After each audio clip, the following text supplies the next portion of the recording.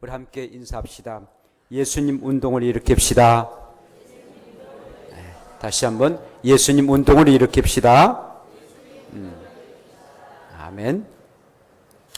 금년이 종교개혁 500주년 되는 날입니다. 1517년 10월 31일 날 독일 비텐베르크 대학교회에 그 문외에 성직자이고 그리고 또한 사제였던 마르틴 루터가 95개 조항을 대자문을 써가지고 거기에 게시합니다. 그 내용은 이 죄사함의 그런 문제들, 그리고 또한 회개 문제들, 또 면죄부를 판매하는 그런 문제를 가지고 그에 대한 부패성을 말하는 그런 내용이었습니다. 그 당시에 성 베드로 사원을 짓는 때였습니다. 그러니까 어마어마한 그런 성 베드로 사원을 짓는데 얼마나 돈이 필요하겠습니까? 그런데 성도들이 돈을 내면은 참 좋았는데 그렇지 못합니다. 그래서는요, 돈을 내면은 너희들의 죄가 용서함을 받는다 라고 해서 면죄부를 팝니다. 이제 그 헌금함에다가 동전을 넣게 되면은 너희들의 모든 죽었던 영혼들이 면죄부가 되고 그리고 연옥에 갈 수 있다라고 해서 판매를 합니다. 그리고는 교황이 모든 죄를 용서하는 그런 사제권을 가지고 있다라고 해서 얘기를 합니다. 천주교인들에게 그렇게 얘기를 한 거죠. 얼마나 부패한 그런 내용입니까? 참으로 타락한 그런 모습들이었습니다. 그런 가운데 마르틴 루터가 95개 조항을 이렇게 말합니다. 쭉 저도 한번 계속 읽어봤는데요. 그 중에 첫 번째가 우리 주 예수 그리스도께서 회개하라 라고 하셨을 때 이는 믿는 자의 삶 전체가 회개하는 삶이어야 그것이 회개가 되는 것이다. 예수 그리스도를 통해서 회개가 이루어지지 그 어떠한 것으로 통해서도 회개가 이룰 수 없다라고 얘기를 하게 됩니다. 참으로 옳은 말이지 않습니까? 우리가 믿고 있는 그 신앙의 그런 표현인데요. 그래서 이 루터의 이 운동은 굉장히 거룩한 그런 운동이었습니다. 그런데 그 당시에 그 교황이 교황 네오 10세였는데 그 이 교서에서 이 거룩한 운동을 굉장히 반대를 합니다. 그리고는 루터를 숲속의 야생 멧돼지다라고, 숲속에서 마음대로 노는 야생 멧돼지라고 비하고 그리고 분리를 그에게 아주 호된 그런 벌칙을 가하게 됩니다.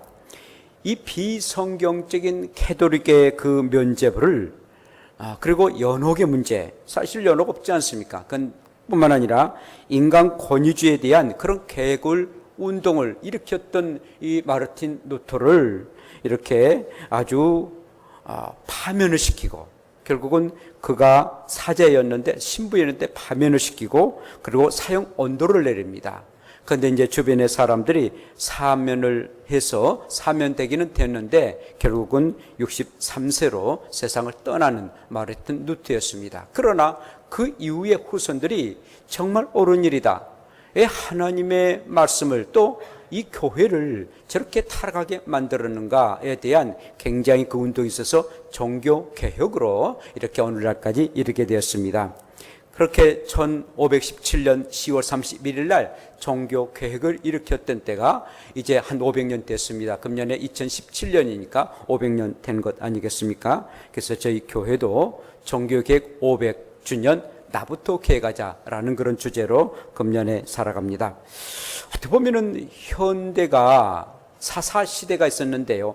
왕이 되기 전에 사사시대가 있었는데 왕이 없으므로 자기의 소견대로 어른대로 자기 소견에 어른대로 행동했다라는 그런 말씀이 있는데, 자기 생각이 가장 옳은, 남의 의견은 듣지 아니하고 자기 생각이 가장 옳은 그런 시대처럼 오늘날도 굉장히 종말의 시대를 우리가 맞이하고 있습니다. 이게 하나의 타락의 시대인데 오늘날 그래서 종교개혁이 필요하는 제2의 종교개혁이 필요하는 그런 시대인 것을 보게 됩니다. 어쩌면 하나님보다도 돈을 더 사랑하고 자기를 우상으로 섬기는 그런 시대에 저 여러분들은 살고 있습니다. 이것이야말로 영적 안진뱅이의 그런 모습인 것을 보게 됩니다. 이제는 정말 일어나야 할 때입니다. 이런 시대에 그리고 우리의 자신들이 일어나지 아니하면은 영적 안진뱅이로서 참으로 살 수밖에 없는 그런 시대에 우리는 살고 있습니다. 그렇다면은 어떻게 우리가 일어나야 됩니까? 바로 거룩한 예수의 그런 운동으로 일어나야 된다는 것입니다. 예수님이 일으켰던 그런 운동들, 그리고 예수님이 원하시는 그런 운동으로 우리가 일어나는 것입니다. 뿐만 아니라 내 자신이 영적 안진뱅이는 되지 아니했는지 오늘 함께 점검해야 됩니다. 그러므로 어떻게 영적 안진뱅이 같은 내가 그리고 다른 사람을 일으킬 수가 있는 건가? 오늘 또 말씀 가운데 함께 은혜 받기를 원합니다. 첫째는 예수님의 마음의 운동을 우리가 일으켜야 됩니다. 예수님의 그 마음의 운동을 일으켜야 됩니다.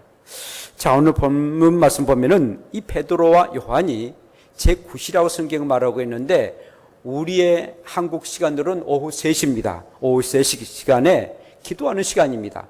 그러니까는 그 예루살렘에서는 매일매일 오후 3시에는 늘 기도하는 그런 시간을 가졌는데 그 시간에 예루살렘의 성전에 올라가게 됐습니다. 올라가는데 성전 문 앞에 한 거린이 있습니다. 근데 그 거린은 안진뱅이였습니다. 안진뱅이가 문 앞에서 구걸을 합니다. 신의 이름으로 나를 좀 구제해달라고.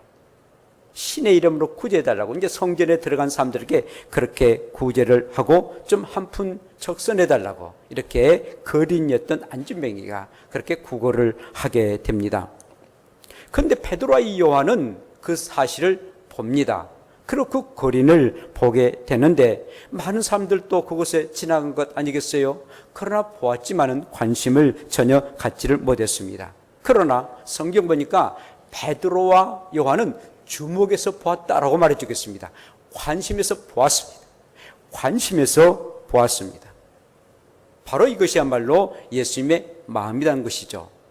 야고보서 2장 3절에 보면 이런 말씀이 있는데 너희가 아름다운 옷을 입은 자를 눈여겨보고 말하되 여기 좋은 자리에 앉으소서 하고 또 가난한 자에게 말하되 너는 거기 서 있든지 아니면은 내 발등상에 있든지 마음대로 하라는 것입니다. 부자에게는 좋은 자리를 양보하지만 그리고 어디 있는 건가 그 자리를 맞춰주지만 그러나 이 좀 약하고 가난한 사람에게는 그냥 어디에 앉든 간에 네 마음대로 하라는 부자와 가난한 자를 갈라놓습니다. 그렇게 하지 말도록 야고보 선생님 말씀하십니다.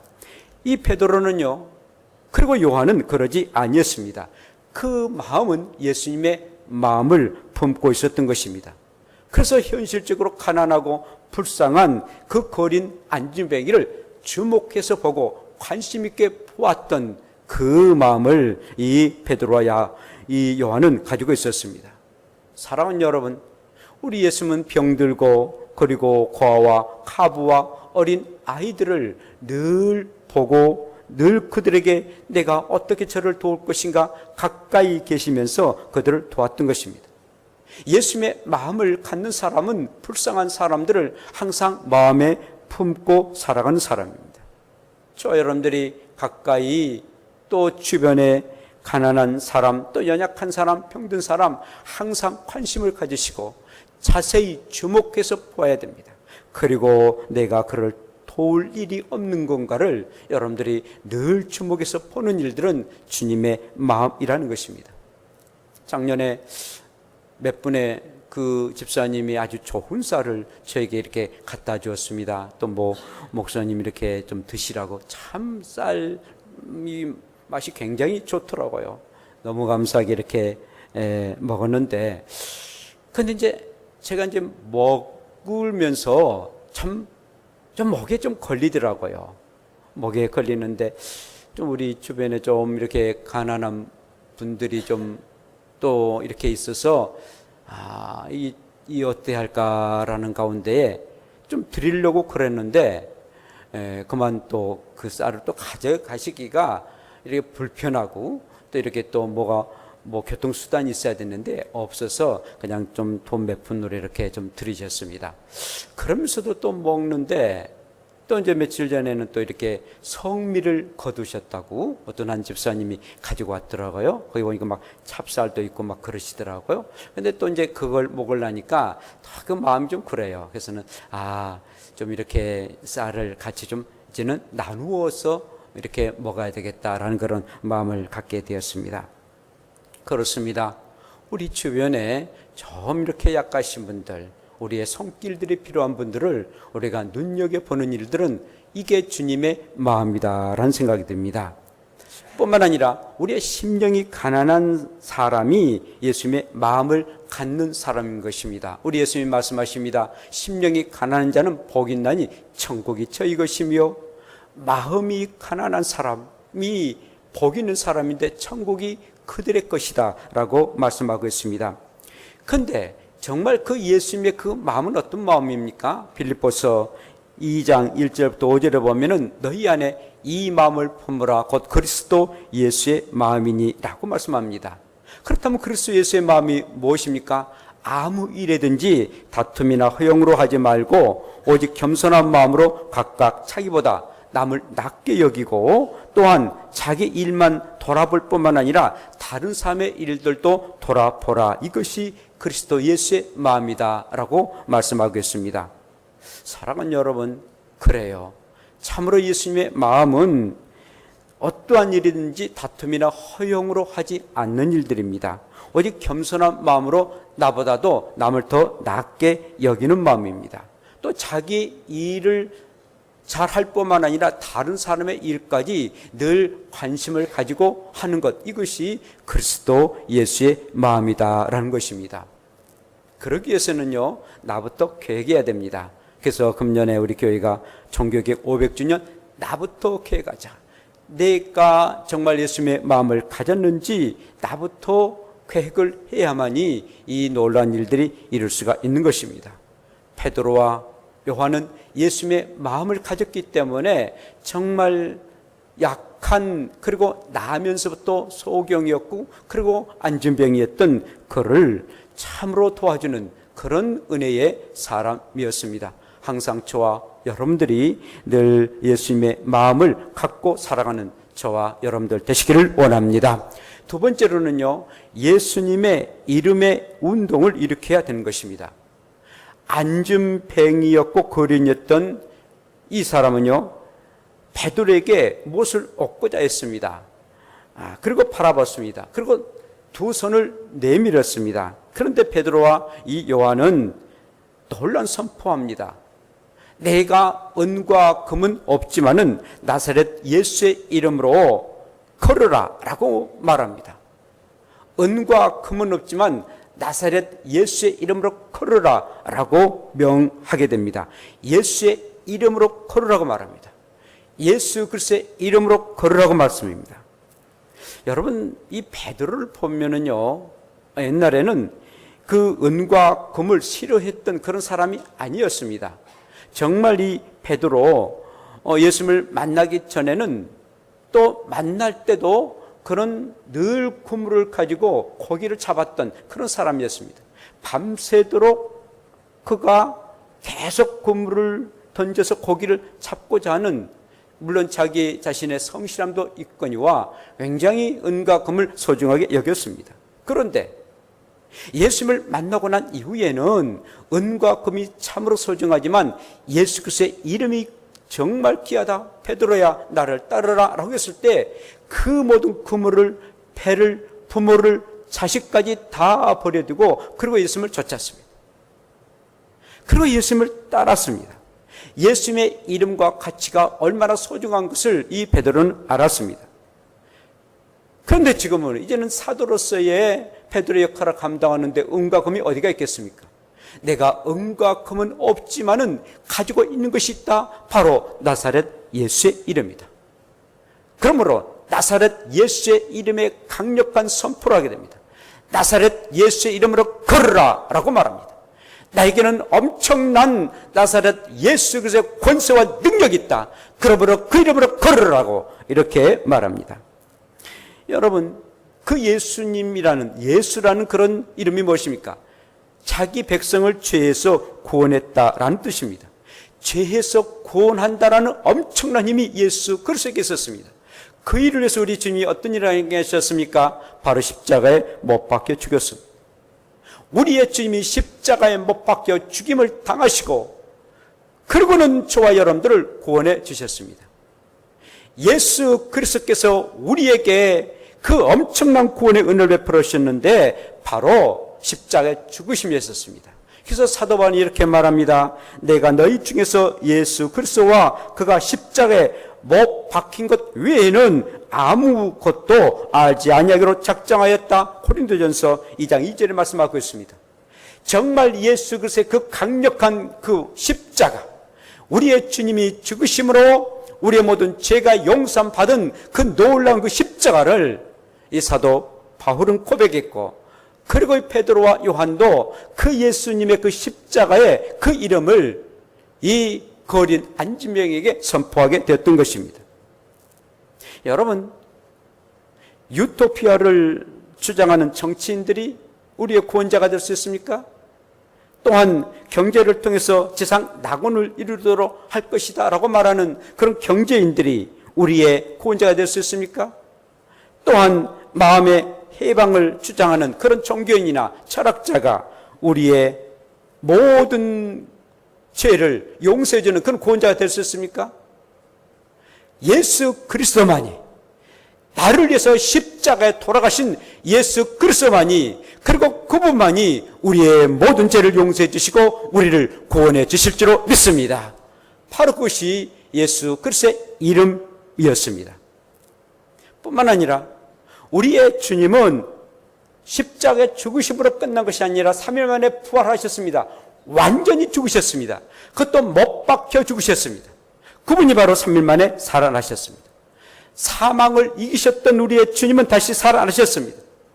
그러므로 기독교에 가장 중요한 것이 있다면 바로 십자가와 부활인 것입니다. 이 두 기둥 가운데에 우리의 기독교는 있고, 그리고 죽었던 사람이 살리는 역사가 임하게 됩니다.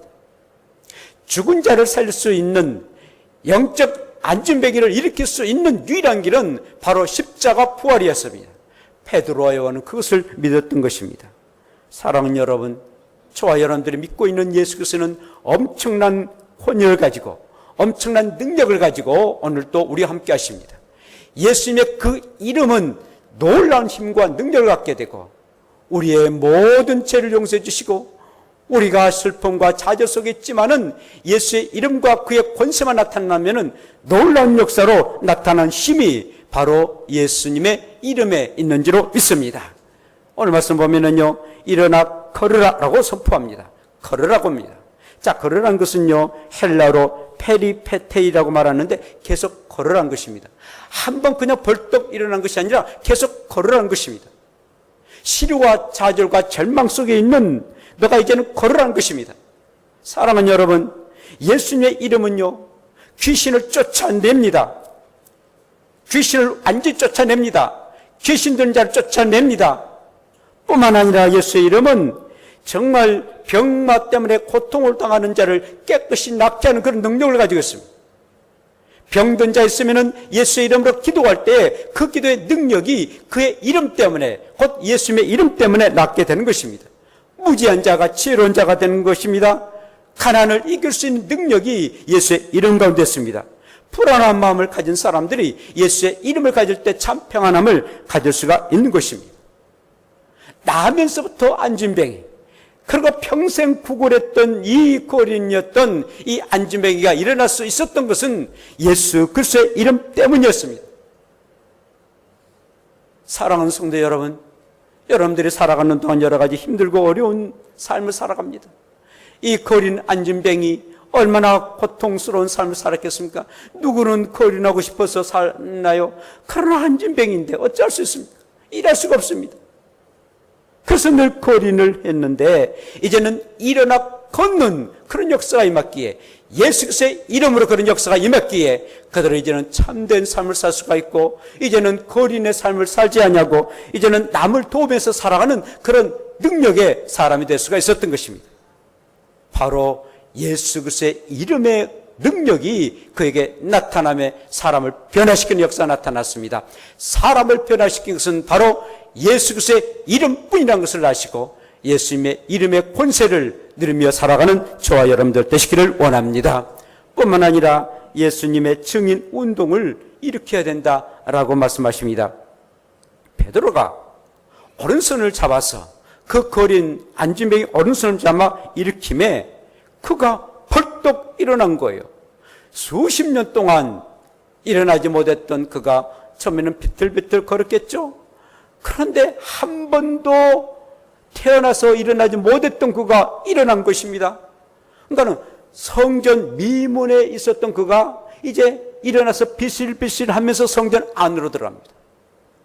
사람들이 깜짝 놀랍니다. 오호, 수십 년 동안 성전 미문에서 늘 구걸하고 신의 이름으로 나에게 적선 좀 해달라고 그렇게 구걸했던 그 거린이 일어나고, 그리고 그 안주매가 일어나서 이렇게 춤을 추고 걷고 막 찬양하는 모습을 보고 사람들이 깜짝 놀랍니다.